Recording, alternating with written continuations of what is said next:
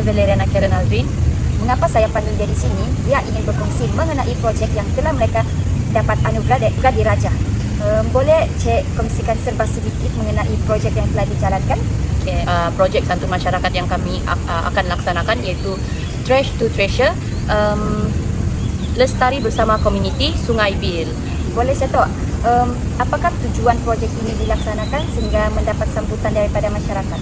Okay, tujuan projek ini adalah untuk memupuklah kesedaran komuniti tempatan terhadap kepentingan menjaga, kenapa kita perlu menjaga alam semula jadi, alam sekitar, bagi mengelakkan berlakunya pencemaran.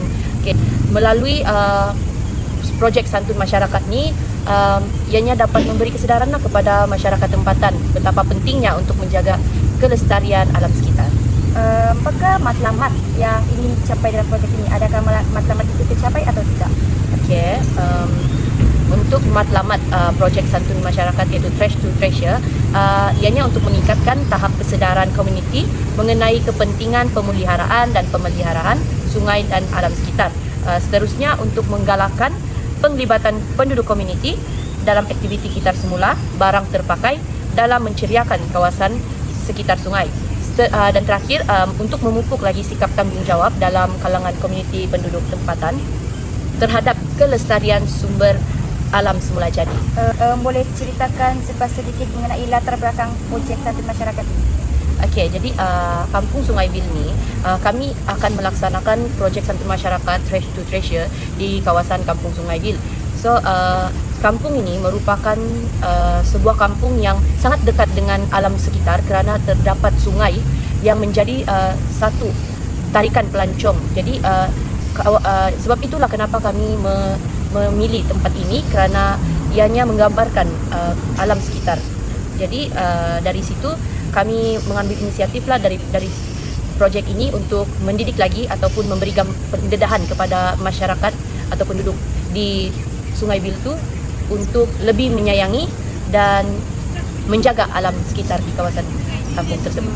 Adakah projek itu hanya dilibatkan orang tua atau bagaimana? Okey, jadi projek santun masyarakat iaitu Trash to Treasure yang akan dilaksanakan di Kampung Sungai Bil melibatkan semua penduduk kampung di Sungai Bil, iaitu melibatkan golongan warga emas, belia dan juga termasuklah kanak-kanak juga. Kami akan ada aktiviti yang melibatkan kanak-kanak juga. Adakah projek ini adakah memberi kesan kepada masyarakat atau sekadar hanya hari itu saja? Okey, jadi projek santun masyarakat ini akan boleh memberi kesan kepada penduduk Sungai Bil ini, kerana seperti yang saya cakap tadi, ianya memberi kesedaran kepada penduduk Sungai Bil untuk menyayangi dan menjaga lagi alam semula jadi, dan ianya juga dari projek ini juga dapat mewujudkan lagi semangat kerjasama antara komuniti, iaitu mengeratkan lagi lah hubungan dalam golongan dalam masyarakat kampung tersebut. Seterusnya, projek ini juga mampu mewujudkan kawasan persekitaran Sungai Bil yang lebih ceria dan menarik disebabkan adanya aktiviti-aktiviti yang kami lakukan itulah. Cuba ceritakan dari pukul berapa hingga pukul berapa kamu jalankan projek itu? Okey, maksudnya nak aktiviti lah, nak tahu dalam aktiviti projek okay. macam mana? Aktiviti yang akan dilaksanakan dalam projek santun masyarakat ni ada itu, pertama kami akan mencat arca patung ikan yang ada di Sungai Bil itu untuk seperti yang saya cakap tadi lah, untuk menceriakan lagi kawasan Sungai Bil dan kami laksanakan ini. Seperti yang kita dengar dan lihat, apa yang dijelaskan oleh Cik Valeriana ini sangatlah jelas dan padat. Sebelum kita mengakhiri podcast ini, bolehkah Cik Valeriana ceritakan bagaimana persediaan dan perjalanan projek ini sebelum terrealisasi? Okey, so untuk merealisasikan projek santun masyarakat ini, pertama sekali apa yang kami lakukan adalah pergi ke Kampung Sungai Bil tersebut untuk meninjau lah. Kami pergi ke sana untuk meninjau kawasan tersebut. Baru kami fikirkan apa aktiviti yang sesuai dilakukan di kawasan tersebut dan apa impak yang akan dapat diberikan kepada penduduk kampung tersebut. Jadi setelah meninjau-ninjau kawasan Kampung Sungai Bil tersebut, kami telah mendapatkan idea lah, Baiklah, ini merupakan projek yang kami telah cadangkan di Sungai Bil secara analisis keperluan.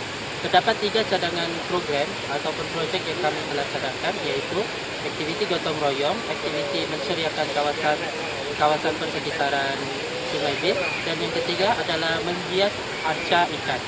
Dan kami telah mendapatkan persetujuan daripada penduduk kampung, dan penduduk kampung telah bersetuju untuk melaksanakan arca ikan di Sungai Bil, menghias arca ikan di Sungai Bil.